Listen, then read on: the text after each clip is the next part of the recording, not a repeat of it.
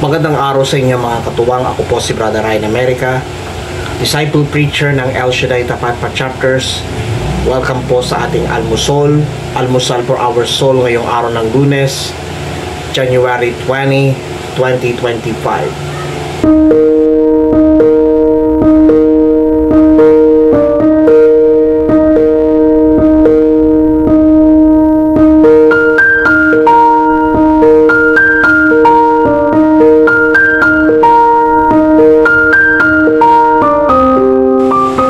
Mabuting balita ay Mark 2:18 to 22. Sabi ng Ebanghelyo, noong panahong yon, nag-aayuno ang mga alagad ni Juan Bautista at ang mga Pariseo. May lumapit kay Jesus at nagtanong, bakit po nag-aayuno ang mga alagad ni Juan Bautista at ang mga alagad ng mga Pariseo, ngunit ang mga alagad ninyo'y hindi? Sumagot si Jesus, makapag-aayuno ba ang mga panauhin sa kasalan samantalang kasama nila ang lalaking ikinakasal? Hindi. Kapag wala na ang ikinakasal, saka pa lamang sila mag-aayuno. Mahalaga po ang trending at viral para sa araw na ito. Saka pa lamang mag-ayuno. Alam niyo po, maganda po kung naalala ko po nung unang marinig ko po ang salitang fasting. Sa una ang dinig ko, fast eating. Ang ibig sabihin pala ng salitang fasting ay one meal.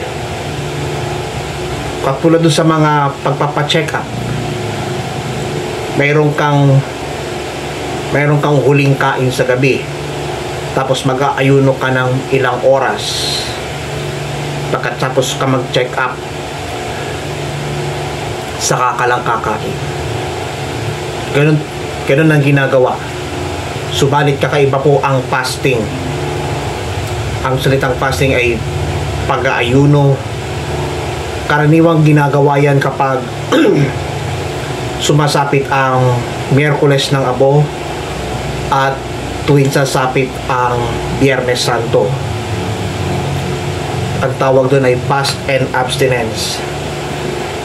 Doon makikita kung gaano kahalaga ang pag-aayuno na yan. Mahalaga po na mabawas-bawas ang mga bagay na hindi angkop sa panukala ng Diyos at nawa maging makabuluhan tayo sa paglilingkod natin, hindi lamang sa ating pisikal na pangakatawan, kundi pati sa ating pang-espiritual na buhay. Hari nawa, mahalaga po na maipadama ang tunay na layunin ng Diyos sa pamamagitan ng pag-aayuno at pananalangin.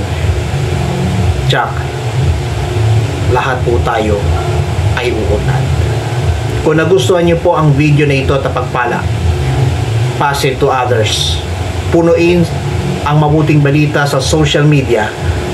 Gawing viral, trending, fresh at hot topic Lunes hanggang Linggo ang mabuting balita ng Panginoon dito sa almusal for our soul. Magandang araw po ang bati ko po sa inyo.